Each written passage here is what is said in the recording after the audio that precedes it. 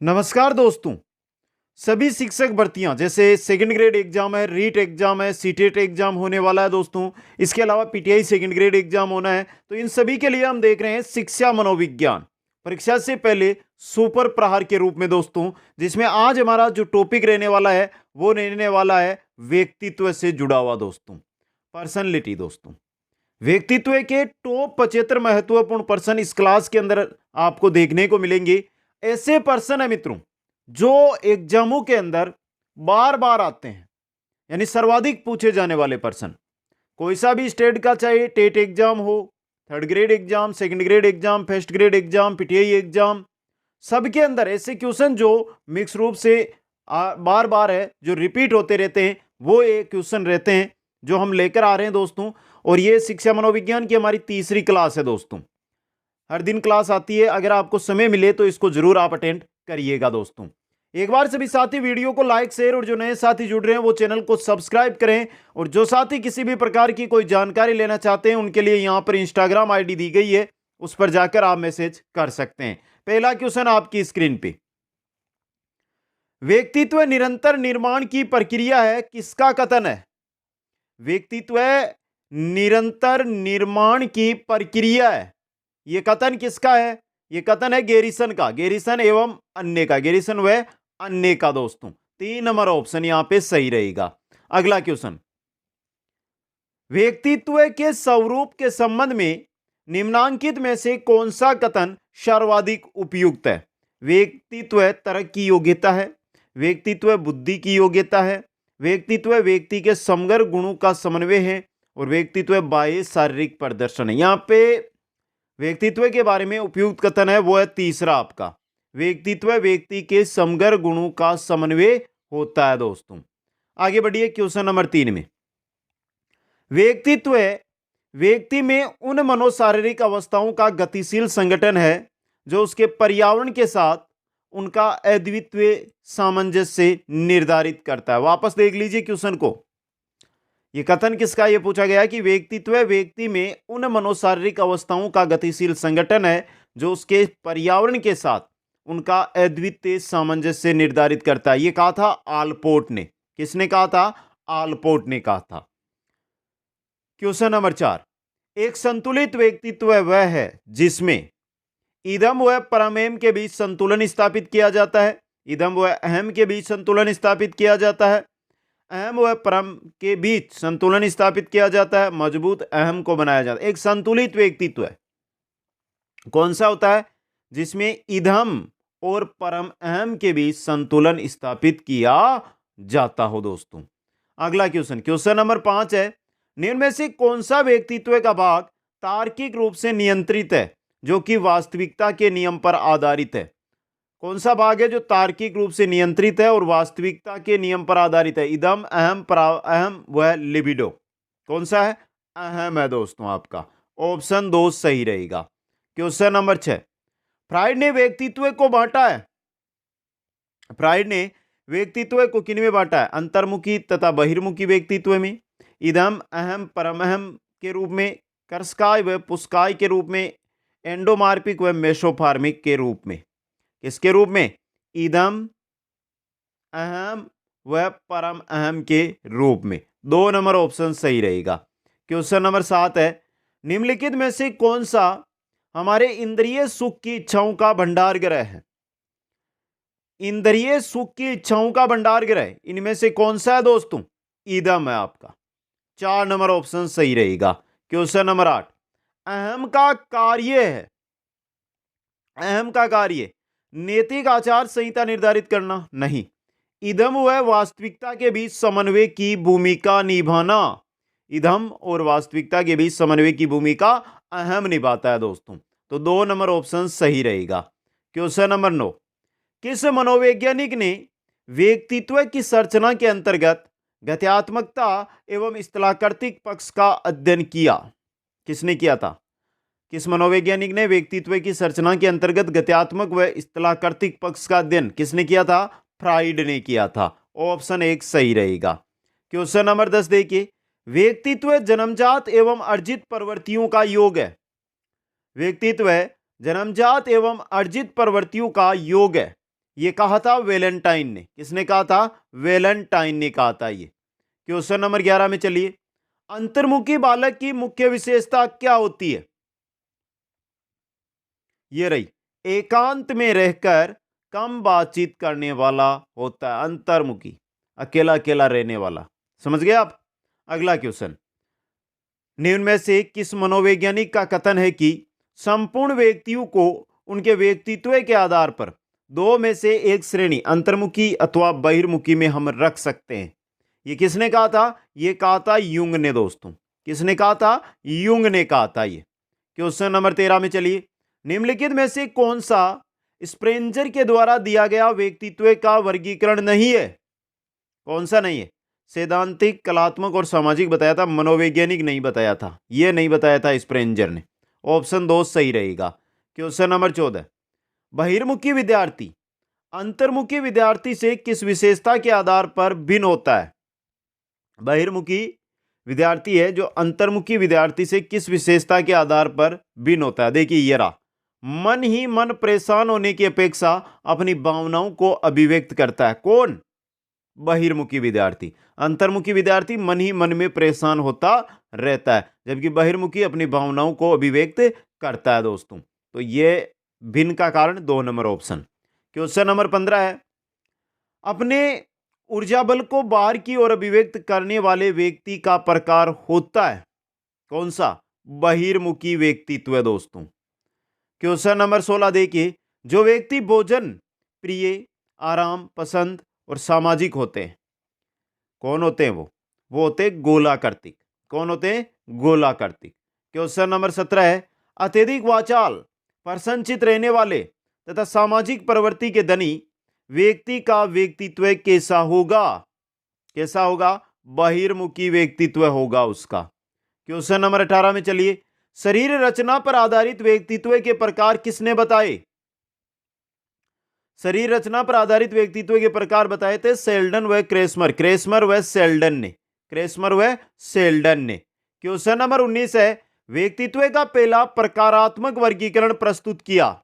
व्यक्तित्व का पहला प्रकारात्मक वर्गीकरण किसने प्रस्तुत किया था? हिप्पोक्रेटस ने। यह इंपॉर्टेंट क्वेश्चन रह सकता है आपके लिए। 3 नंबर ऑप्शन यहां पे क्या रहेगा आपका? सही रहेगा। क्वेश्चन नंबर 20 है, अंतर्मुखी व्यक्तित्व की विशेषता है।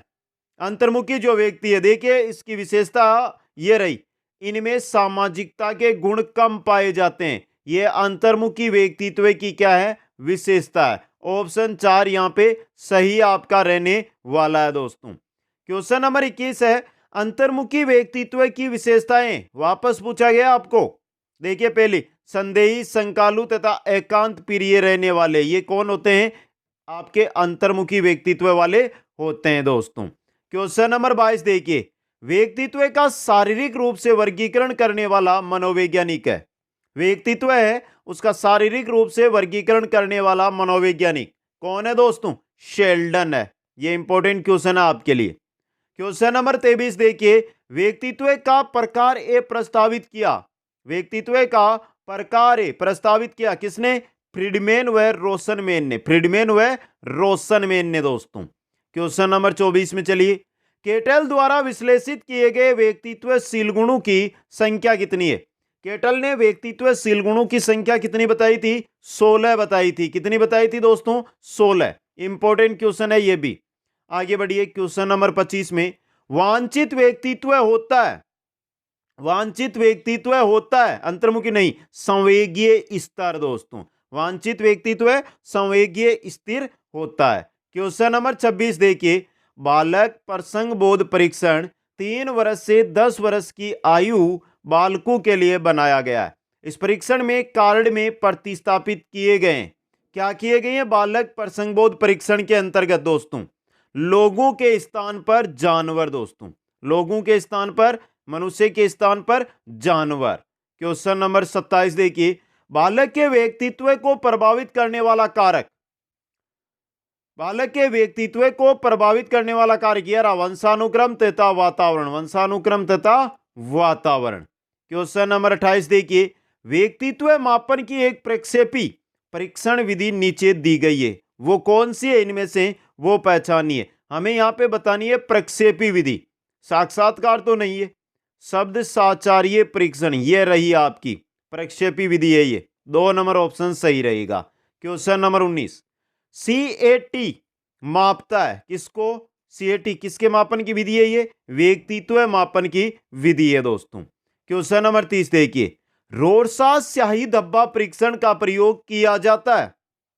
रोरसास स्याही धब्बा परीक्षण का व्यक्तित्व मापन के लिए प्रयोग किया जाता है इसका। क्वेश्चन नंबर 31 में चलिए, लियोपोल्ड बेलेक ने निम्न में से किस परीक्षण को विकसित किया? लियोपोल्ड बेलेक की बात हो रही है यहां पे, किस परीक्षण को? CAT को दोस्तों। क्वेश्चन नंबर 32 देखिए, प्रक्षेपण विधि द्वारा किसका अध्ययन किया जाता है? प्रक्षेपण विधि द्वारा किसका अध्ययन किया जाता है?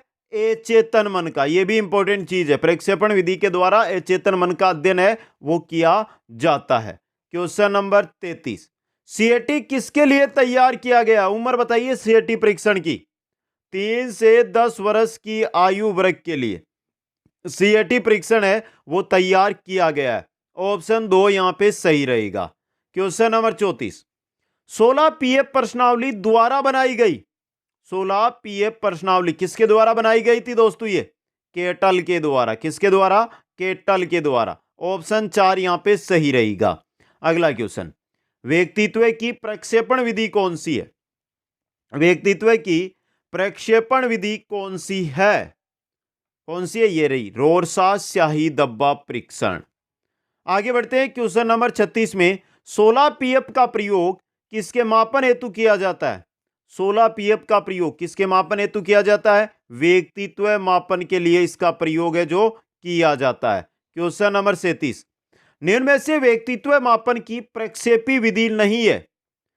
व्यक्तित्व मापन की प्रक्षेपी विधि TAT है, रोरसा परीक्षण है, MMPI ये नहीं है दोस्तों। 3 नंबर ऑप्शन, और CAT भी है। आगे बढ़िए, क्वेश्चन नंबर 38 है, व्यक्तित्व मापन के लिए व्यक्ति की संपूर्ण सूचनाएं प्राप्त करने की विधि कौन सी है? व्यक्तित्व मापन के लिए व्यक्ति की संपूर्ण सूचनाएं प्राप्त करना है, मतलब व्यक्ति का इतिहास जानना है, तो व्यक्ति इतिहास विधि होगी ये। 3 नंबर ऑप्शन यहां पे सही रहेगा। क्वेश्चन नंबर 39, निम्न में से जो घटक व्यक्तित्व के विकास को प्रभावित करने वाला है कौन सा है? बुद्धि भी है, स्वास्थ्य भी है, लैंगिक भिन्नता भी है। तो यहां पे उपरोक्त सभी। ऑप्शन 4 आपका क्या रहेगा? सही रहेगा। क्वेश्चन नंबर 40 में चलिए, व्यक्तित्व मापन की निरप्रक्षेपण विधियां बताइए। निरप्रक्षेपण विधियां इनमें से आत्मलेखन, आत्मकथा लेखन है, प्रश्नावली है, जीवन वर्त विधि है, ये सभी है दोस्तों निरप्रक्षेपण विधियां। क्वेश्चन नंबर 41 है, किस प्रणाली में व्यक्ति के अचेतन मन की बातें सामने लाई जाती है? किस प्रणाली के अंदर व्यक्ति के जो अचेतन की मन की बातें हैं वो सामने लाई जाती है? प्रक्षेपी विधियां या प्रक्षेपी प्रणाली के अंदर। क्वेश्चन नंबर 42, कौन सी व्यक्तित्व मापन की व्यक्तिनिष्ठ विधि है? व्यक्तिनिष्ठ विधि पूछा है यहां पे, और वो है आपकी व्यक्तिनिष्ठ ये रही प्रश्नावली विधि दोस्तों। 4 नंबर ऑप्शन। क्वेश्चन नंबर 43 है, कागज पेंसिल विधि तथा स्वयं परीक्षण विधि है। कागज पेंसिल विधि व स्वयं परीक्षण विधि क्या है? प्रश्नावली विधियां हैं दोस्तों ये। क्वेश्चन नंबर 44 देखिए, होलजमैन स्याही धब्बा परीक्षण में कितने कार्ड होते हैं? होलजमैन स्याही धब्बा परीक्षण के अंदर कितने कार्ड होते हैं? 90 कार्ड। ये रहा ऑप्शन 4 आपका यहां पे। क्वेश्चन नंबर 45, व्यक्तित्व का प्रकार टाइप ए तथा टाइप बी किसने बताया? व्यक्तित्व का प्रकार टाइप ए तथा टाइप बी किसने बताया था दोस्तों? रोजनमैन व फ्रेडमैन ने। रोजनमैन व फ्रेडमैन ने। इंपॉर्टेंट क्वेश्चन है ये। क्वेश्चन नंबर 46 है, व्यक्तित्व से संबंधित प्रथम आविष्कारिका किसने बनाई? व्यक्तित्व से संबंधित प्रथम आविष्कारिका वुडवर्थ ने बनाई थी। किसने? वुडवर्थ ने दोस्तों। क्वेश्चन नंबर 47 देखिए, द बिग 5 मॉडल से संबंधित है। द बिग 5 मॉडल से संबंधित है कौन है? पॉल कोसे हैं, रॉबर्ट मेकरे हैं, नॉर्मैन है। ये तीनों इससे संबंधित है, यानी सभी। ऑप्शन 4 यहां पे सही रहेगा। क्वेश्चन नंबर 48 है, कौन सी व्यक्तित्व के स्व प्रतिवेदन का मापक है? व्यक्तित्व के स्व प्रतिवेदन का मापक कौन सी है? MMPI दोस्तों। ऑप्शन 4 यहां पे सही रहेगा। क्वेश्चन 49, निम्न में किसका अर्थ शांत व आराम पसंद व्यक्तित्व है? किसका अर्थ है जो शांत व आराम पसंद व्यक्तित्व है दोस्तों? किसका है? विसोरोटोनिक का दोस्तों। क्वेश्चन नंबर 50 है, एक समूह में अपनी पसंद का बालक चुनना किस विधि की विशेषता है? एक समूह के अंदर अपनी पसंद का बालक चुनना किस विधि की विशेषता है दोस्तों? समाज मिति विधि की विशेषता है। ऑप्शन 3 यहां पे आपका सही रहेगा। अगला क्वेश्चन, क्वेश्चन नंबर 51 है, अंतर्मुखी बालक होता है, कैसा होता है? एकांत में विश्वास रखने वाला अंतर्मुखी बालक होता है दोस्तों। क्वेश्चन नंबर 52 है, मौलिकता का गुण पाया जाता है, मौलिकता का गुण किसमें? सर्जनशील बालकों के अंदर मौलिकता का गुण देखने को मिलता है दोस्तों। क्वेश्चन नंबर 53 है, थोरनडाइक ने व्यक्ति को किस आधार पर बांटा है? थोरनडाइक ने व्यक्ति को किस आधार पर बांटा है? यह भी अच्छा क्वेश्चन है आपके लिए। चिंतन व कल्पना शक्ति के आधार पर। अभी देख लेना, इंपॉर्टेंट बन सकता है एग्जाम में। आगे बढ़िए, क्वेश्चन नंबर 54 में कौन सा व्यक्तित्व परीक्षण नहीं है? इनमें से कौन सा है जो व्यक्तित्व परीक्षण नहीं है दोस्तों? रोर्सा है, 16 पीएफ है, टीएटी है, बिने साइकिल इसके लिए नहीं है, ये बुद्धि का है दोस्तों। क्वेश्चन नंबर 55, टीएटी क्या मापने में प्रयोग होता है दोस्तों? टीएटी व्यक्तित्व मापन में प्रयोग किया जाता है, टीएटी परीक्षण। क्वेश्चन नंबर 56 देखिए, व्यक्तित्व मापने की प्रक्षेपी विधि में प्रेरक किस प्रकार का होना चाहिए? किस प्रकार का? प्रेरक अस्पष्ट होना चाहिए। कैसा? अस्पष्ट दोस्तों। क्वेश्चन नंबर 57 देखिए, निम्न में से कौन सा व्यक्तित्व के स्व प्रतिवेदन का मापक है? स्व प्रतिवेदन का मापक रोर्सा, टीएटी, सीएटी, एमएमपीआई, ये रहा स्व प्रतिवेदन का मापक है ये। क्वेश्चन नंबर 58, कौन सी तकनीक अचेतन में छुपी भावनाओं को जानने में उपयोगी है? कौन सी तकनीक है जो अचेतन में छुपी हुई भावनाएं? स्थिति परक साक्षात्कार, 16 पीएफ, वाक्य पूर्ति परीक्षण है आपका। ऑप्शन 4 यहां पे सही रहेगा। क्वेश्चन नंबर 59, रोर्सा स्याही डब्बा निम्न में से किस श्रेणी में रखा जाता है? किसमें? प्रक्षेपी तकनीक के अंदर दोस्तों। क्वेश्चन नंबर 60 की ओर चलिए, कौन सी व्यक्तित्व मापन की व्यवहारात्मक विश्लेषण विधि नहीं है? कौन सी है जो व्यक्तित्व मापन की व्यवहारात्मक विश्लेषण विधि नहीं है दोस्तों? साक्षात्कार, स्थितिपरक, प्रक्षेपण, पीएफटी, ये नहीं है आपकी। 4 नंबर ऑप्शन सही रहेगा। क्वेश्चन नंबर 61 देखिए, व्यक्तित्व के जिस उपागम में व्यक्ति विशेष के व्यवहारों को समझने तथा विभिन्न परिस्थितियों में उनके होने वाले व्यवहारों का पूर्वकथन करने पर बल डाला जाता है, उसे कौन सा मूलक या कौन सा उपागम कहते हैं दोस्तों? कौन सा अप्रोच होगा ये?